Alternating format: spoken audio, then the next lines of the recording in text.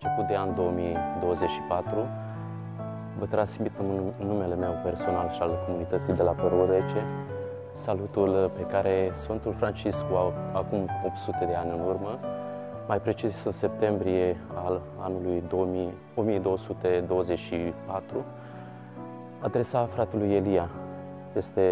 Nu sunt cuvintele Sfântului Francisc, sunt cuvintele din Cartea Numerilor și care sună așa: să te binecuvânteze Domnul și să te păzească.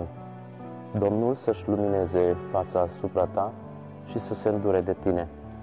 Domnul să-și îndrepte fața către tine și să-ți dăruiască pacea. La mulți ani tuturor și un an nou binecuvântat!